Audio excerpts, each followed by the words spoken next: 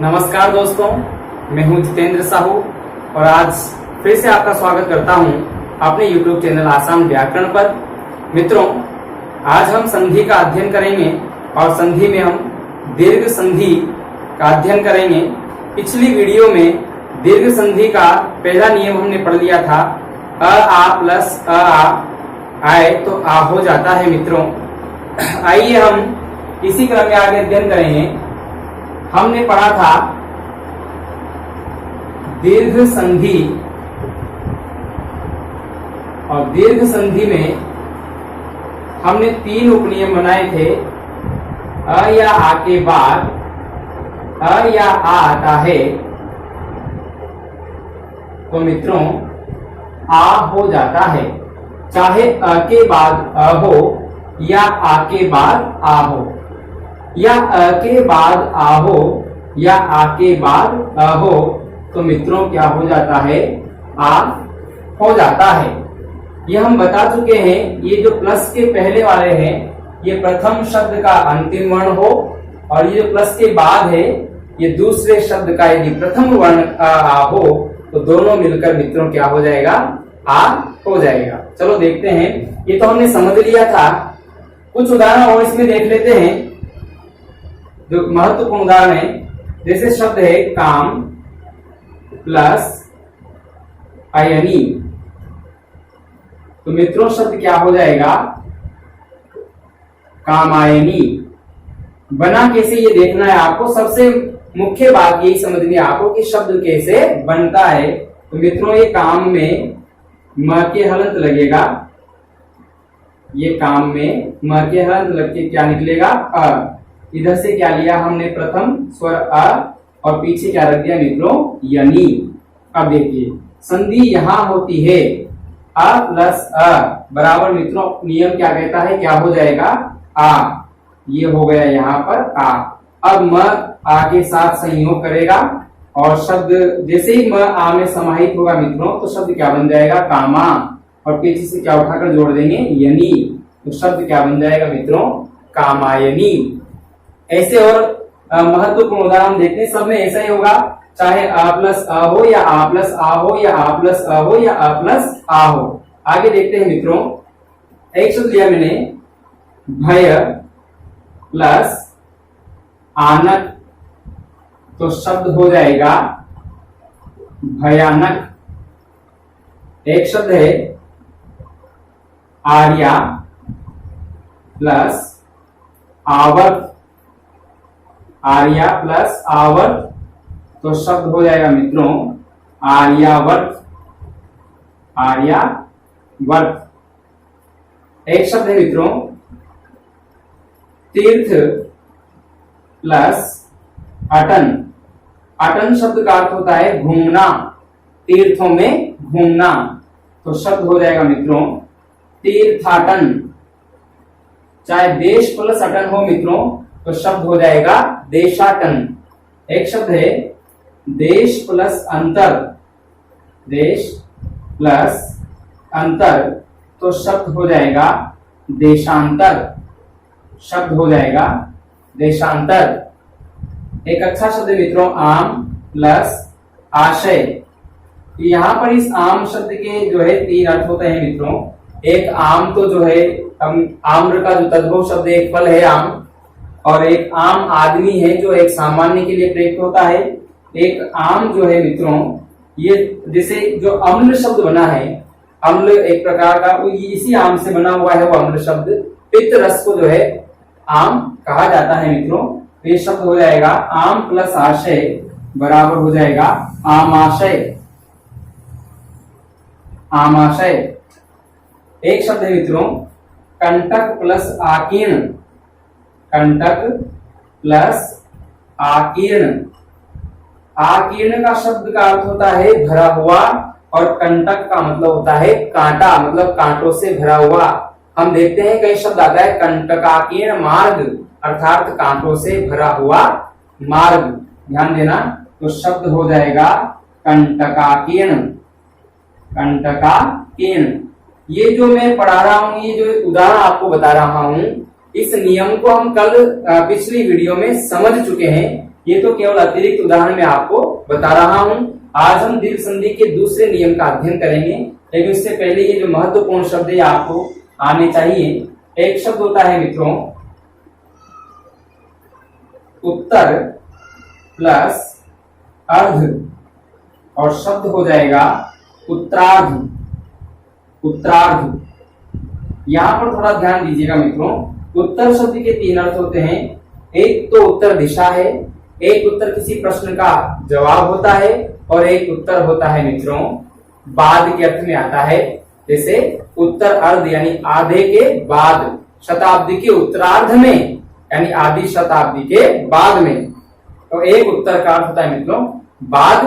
तो ध्यान रहे ये उत्तर शब्द अनेकार्थक शब्दों में भी पूछा जाता है। तो ये शब्द हो गए, आप देख सकते हैं, और यदि स्क्रीनशॉट लेना चाहें तो तुरंत ले सकते हैं। इसके बाद देखिए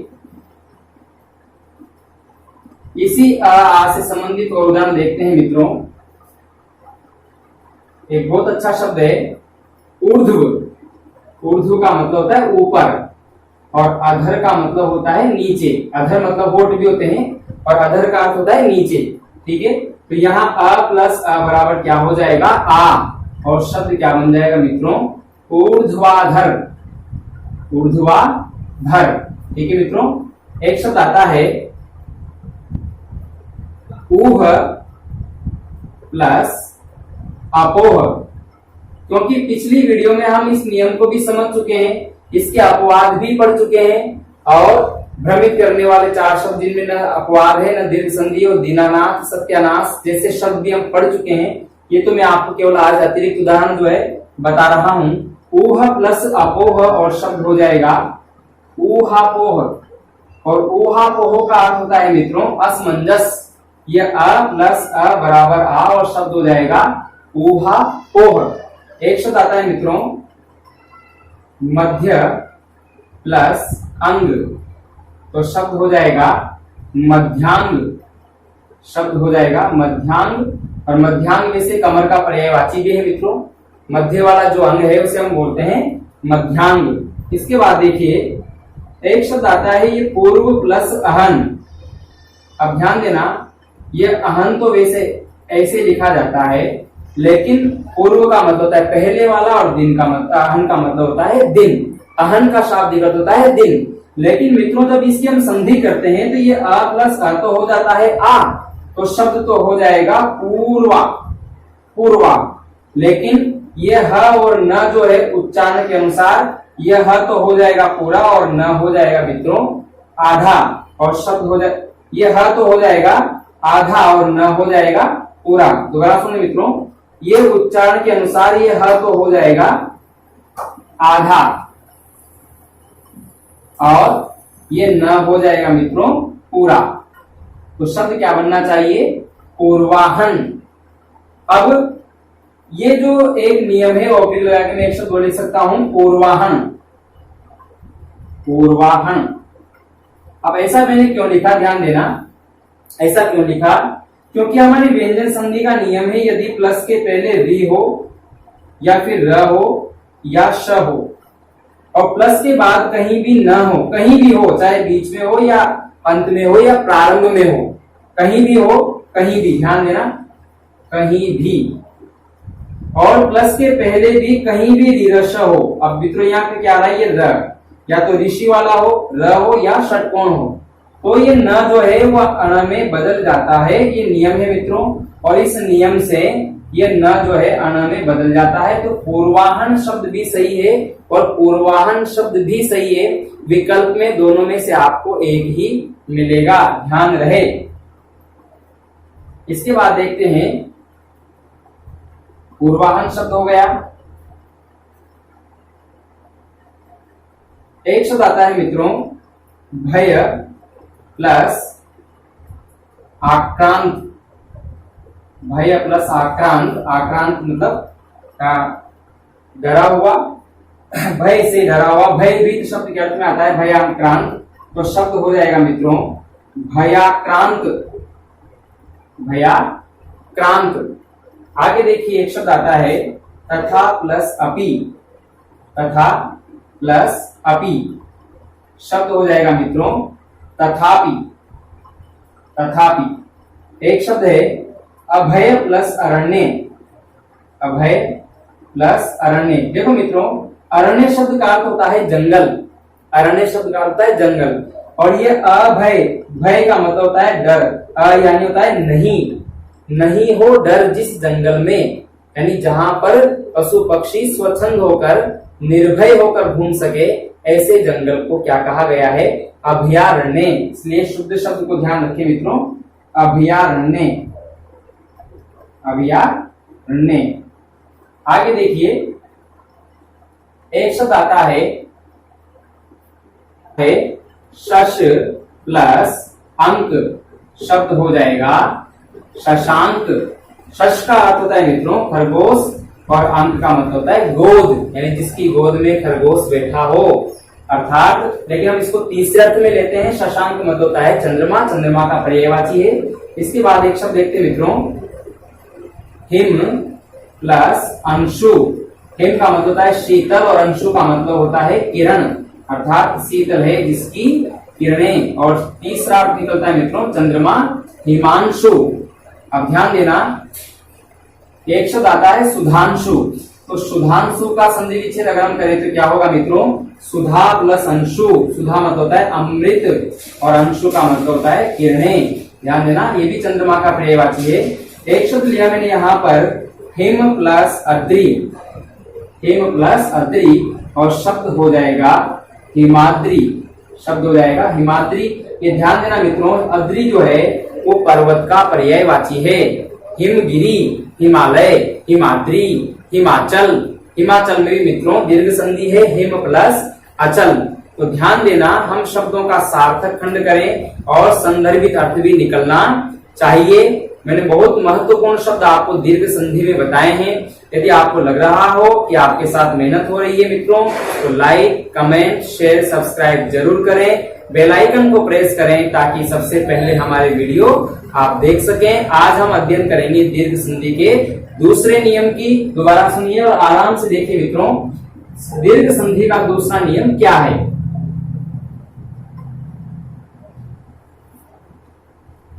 दीर्घ संधि का दूसरा नियम है मित्रों यदि ई या ई के बाद इनके समान स्वर क्या थे? ई या ई। ई या ई के बाद ई या ई आ जाए, मतलब प्रथम शब्द का अंतिम वर्ण ई या ई हो और दूसरे शब्द का प्रथम वर्ण ई या ई में से कोई हो तो मित्रों संधि होने के बाद परिवर्तन में दीर्घ ई हो जाता है। इस नियम को बढ़िया से हम समझे। एक शब्द लिया मैंने सती और यहाँ पर लिख दिया ईश। अब देखिए मित्रों प्रथम शब्द का अंतिम वर्ण प्राप्त करने के लिए त के हलंत लगेगा और एक की मात्रा बाहर निकल जाएगी। जैसे त के हलंत लगेगा तो ये बड़ी की मात्रा बाहर आ गई। इसके बाद हमने ये इधर से प्रथम स्वर ई उठा लिया।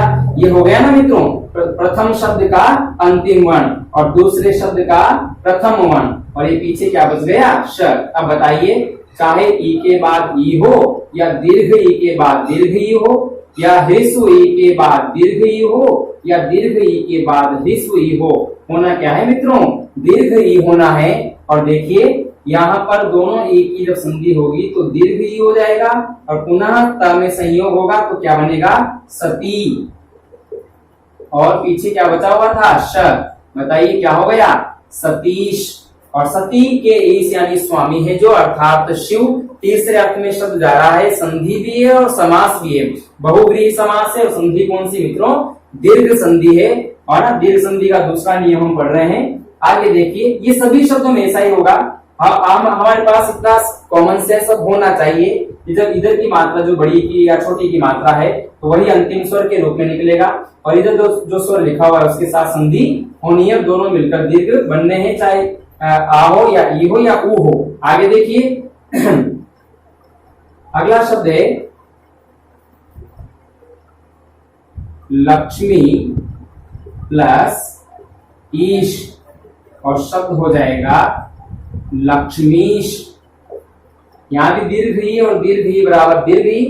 आगे देखिए रजनी यानी होता है रात और ईश यानी होता है स्वामी। रात के स्वामी कौन है मित्रों? चंद्रमा। शब्द हो जाएगा रजनीश, दीर्घ ई प्लस दीर्घ ई बराबर बड़ाई। आगे देखिए शब्द है मही प्लस इंद्र।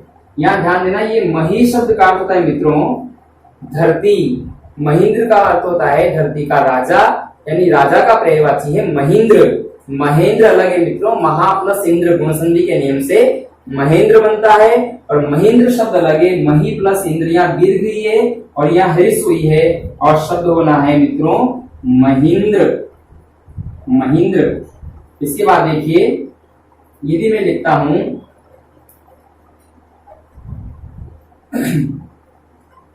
श्री प्लस ईश, मित्रों क्या हो जाएगा श्रीश, श्री यानी लक्ष्मी और ईश यानी स्वामी अर्थात विष्णु। ठीक है मित्रों, श्रीश शब्द का अर्थ होगा विष्णु। आगे देखिए एक उदाहरण लेते हैं हम, श्रीश, महेंद्र, रजनीश, लक्ष्मीश और सतीश। नारी प्लस ईश्वर, नारी प्लस ईश्वर। तो बताओ मित्रों क्या हो जाएगा, दीर्घ ई और दीर्घ ई मिलकर के दीर्घ ई होना है, और शब्द क्या बन जाएगा हमारा नारीश्वर, नारीश्वर। ठीक है मित्रों, और साथ के साथ एक बात ध्यान देना, ये जो मैंने शब्द लिखा है यहां पर, इसको देखिए आप साष्टांग, और इसका संधि विच्छेद आप मुझे कमेंट में लिखकर बताएंगे इसका सही संधि विच्छेद क्या होगा। इसके बाद देखिए मित्रों, जिस नियम को हम पढ़ रहे हैं उसी में आगे देखते हैं। एक शब्द आता है अधि प्लस इन। अब देखो यहाँ पर अधि में कौन सा ई है, छोटा ई यानी हृस्व ई, और ये इन में देखिए मित्रों कौन सा ई है हृस्व ई, और दोनों मिलकर क्या होना है दीर्घ ई होना है। और बताओ शब्द क्या बन जाएगा हमारा अधीन, अधीन। एक शब्द है मित्रों अति प्लस यु, अति प्लस यु, ये दीर्घ संधि के महत्वपूर्ण उदाहरण है मित्रों। अति हृस्व ई प्लस हृस्व ई बराबर दीर्घ ई, और शब्द हो जाएगा अतीव, अतीव। आप खंड करना सीखिए मित्रों, कैसे होगा, ये ताकि हलंत लगेगा, यहाँ से हृस्व ई बाहर निकलेगा, यहाँ से ये हृस्व ई उठाएंगे और वह को पीछे रख देंगे, ये हो गया दीर्घ ई। अब त में जब ई जुड़ेगा तो बड़ी की मात्रा लगेगी, ये हो गया अति, और ये वह जुड़ जाएगा मित्रों, शब्द हो जाएगा अतीव। आगे देखिए एक शब्द है वारी, वारी में छोटी की मात्रा है मित्रों, वारी प्लस ईश, और शब्द हो जाएगा वारीश, वारीश।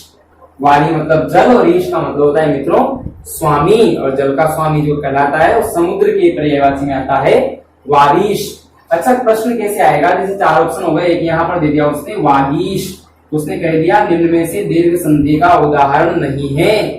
अब देखो मित्रों दिखने में सब एक साथ दिख रहे हैं, अधीन, अतीव, वागीश, वारीश, हमें सब एक जैसे लगेंगे, और हो सकता है कि अधीन या अतीव में से कोई एक चुनाव कर ले, ऐसी गलती हमसे हो सकती है, ध्यान देना। लेकिन ये व्यंजन संधि का उदाहरण है वाक प्लस ईश, तो ध्यान देना मित्रों ऐसी गलती हमसे न हो जाए। पढ़ना आसान लगता है, लेकिन जब प्रश्न बनता है तो उसके शब्दों के महत्व हमें समझ में आ जाते हैं, इसलिए वागीश, वारीश एक जैसे लग रहे हैं और हम इनमें दीर्घ संधि मान लेते हैं, लेकिन इसका सही संधि विच्छेद है वाक प्लस ईश, और ये पहले के तीसरे नियम से का क्या हो जाता है ग, और ई की मात्रा इसमें लग जाती है और शब्द क्या बन जाता है वागीश।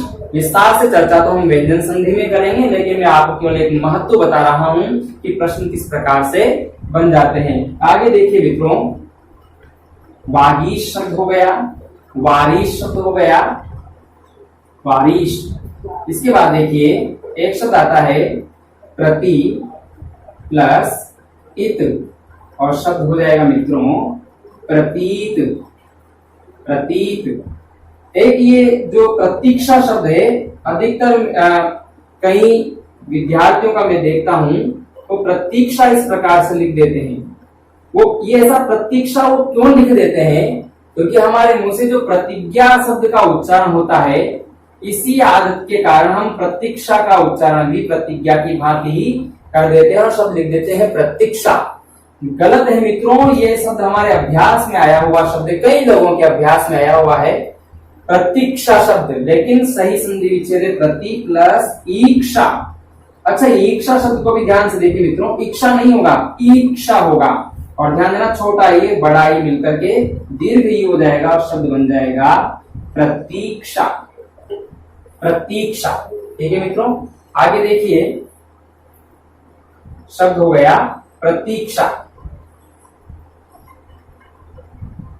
तो प्रतीत शब्द है, बारिश है, प्रतीक्षा है, और एक शब्द है मित्रों परीक्षा।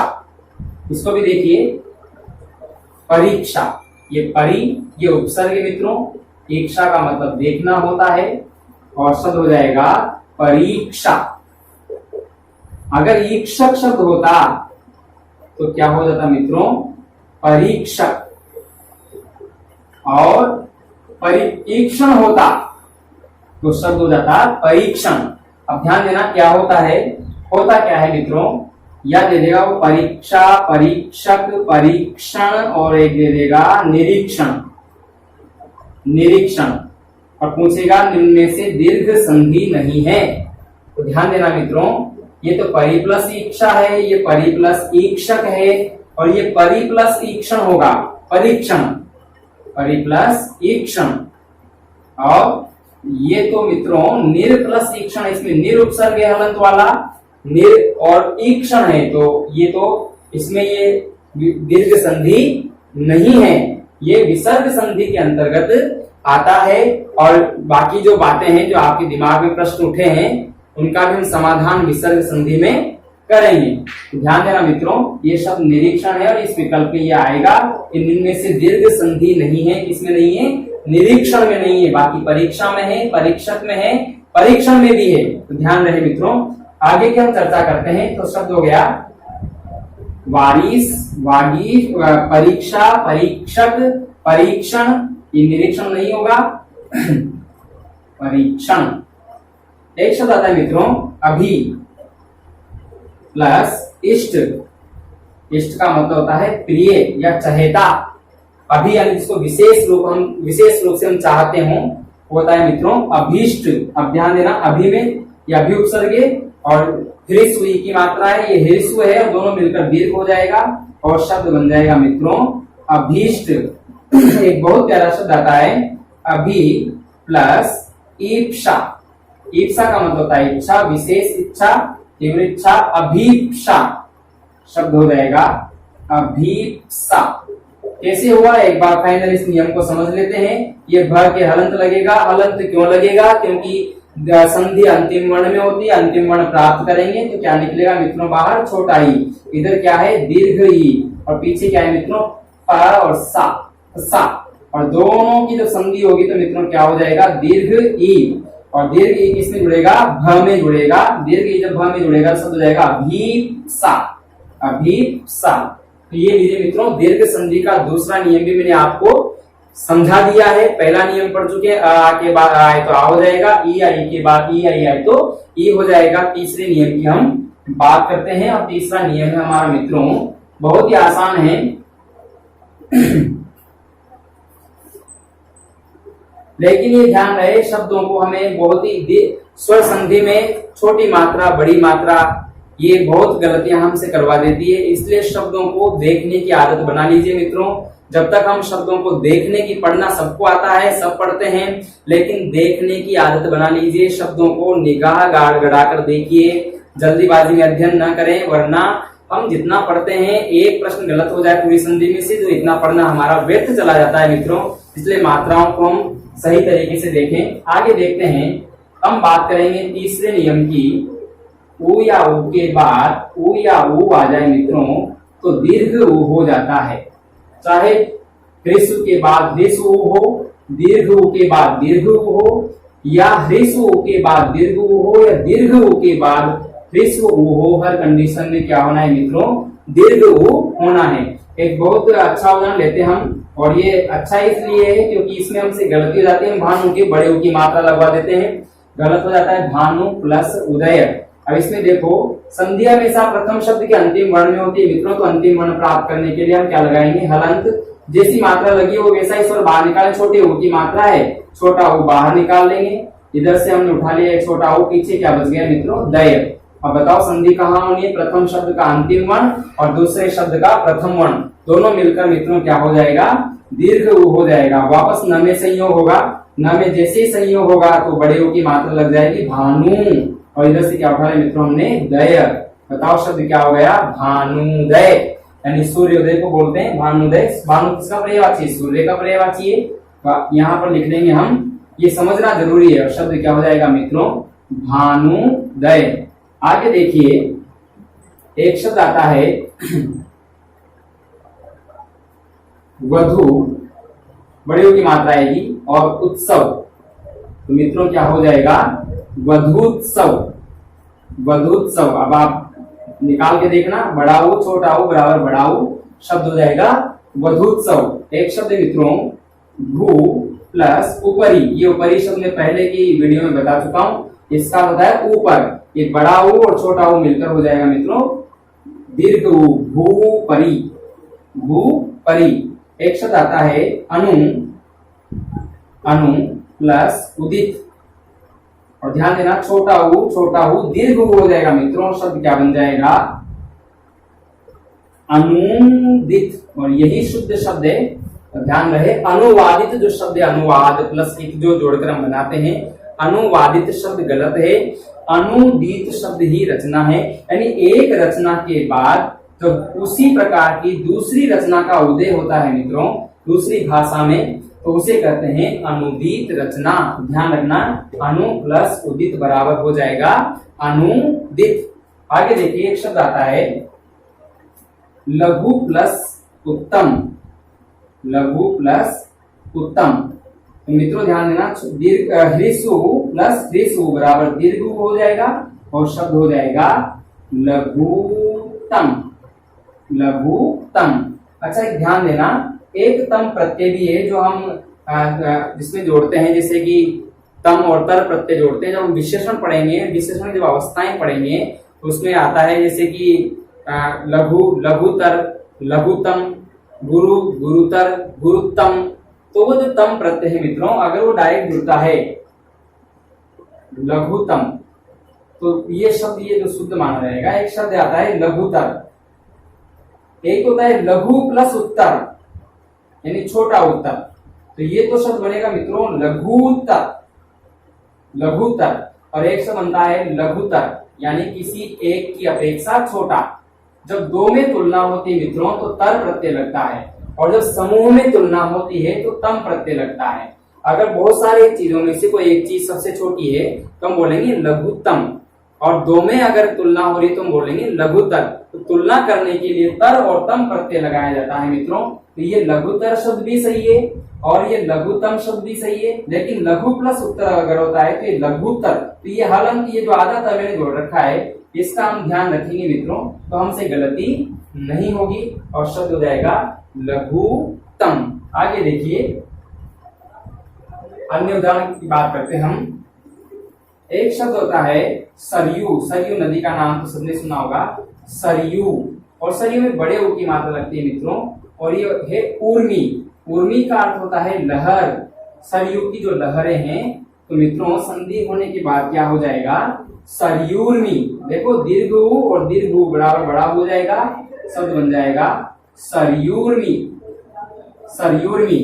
इसके बाद एक शब्द आता है मित्रों सिंधु प्लस उर्मी, तो शब्द हो जाएगा सिंधुर्मी, सिंधुर्मी। एक शब्द आता है मित्रों भू प्लस ऊर्जा, शब्द हो जाएगा भूर्जा।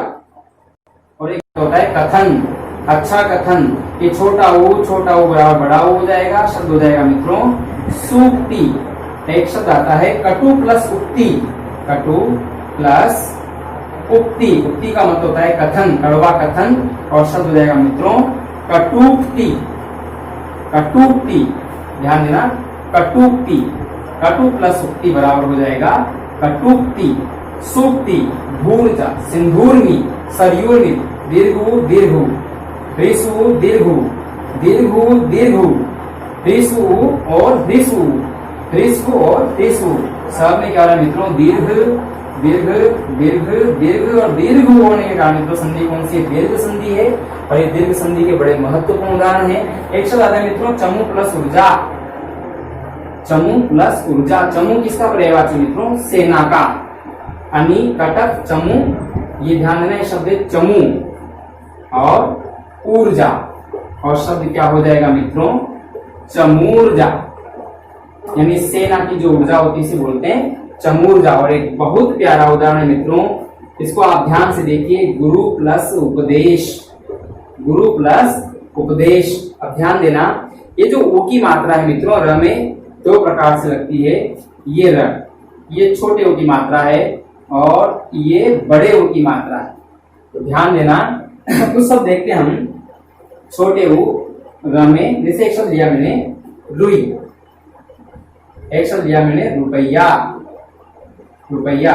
मित्रों रुई और रुपया में छोटे ऊ की मात्रा है। जैसे पुरुष है, जैसे करुण है, पुरुष है, रुई है, रुपया है। ठीक है मित्रों, इनमें छोटे ऊ की मात्रा है। लेकिन या गुरु शब्द है, गुरु शब्द में भी छोटे ऊ की मात्रा। शब्द आता है रुमाल, रुमाल, रुमाल, तो मित्रों बड़े ऊ की मात्रा है। देखो आप ध्यान से, एक शब्द आता है रूठना, रूठना, देखो मित्रों बड़े ऊ की मात्रा है। लेकिन यहाँ पर छोटा ऊ और छोटा ऊ जब बड़ा ऊ हो जाएगा मित्रों, तो शब्द हो जाएगा गुरुपदेश, गुरुपदेश। और शब्द हो जाएगा मित्रों गुरुपदेश। कैसे हुआ चलो देख लीजिए एक बार आप। ये र में से छोटा ऊ निकला, इधर से ऊ उठाया, दोनों मिलकर के मित्रों बड़ा हो जाएगा। और र में जैसे ही बड़ा ऊ समाएगा तो ये हो जाएगा रू। अब आगे है गुरुपदेश, और शब्द बन जाएगा मित्रों गुरुपदेश। पूछा गया प्रश्न है, आगे देखिए।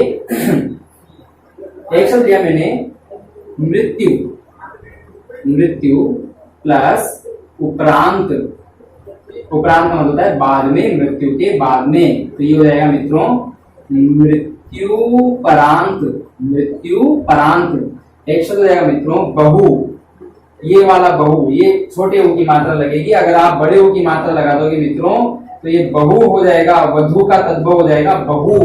तो बहु यहाँ बहुत सारे हैं, ये बहु जो है दुल्हन के लिए आता है मित्रों, तो बहु। और ये सब लिखा मैंने यहाँ पर उद्देशीय, उद्देशीय, उद्देशीय। अब ध्यान देना मित्रों, जब ये छोटा हो जब संधि होगी तो क्या हो जाएगा, बहु, बहुउद्देशीय शब्द हो जाएगा, बहुउद्देशीय। इस प्रकार से ये है मित्रों हमारी दीर्घ संधि। आज हमने दीर्घ संधि का पूरा अध्ययन कर लिया है। अगली वीडियो में हम आगे की संधि की बात करेंगे। आइए, आपको अच्छा लगा है तो आप लाइक करें, शेयर करें, कमेंट करें, सब्सक्राइब करें, बेल आइकन को प्रेस करें मित्रों, ताकि अगली वीडियो और ही बेहतरीन आपके समक्ष आ सके। आज के इतना ही, धन्यवाद, नमस्कार।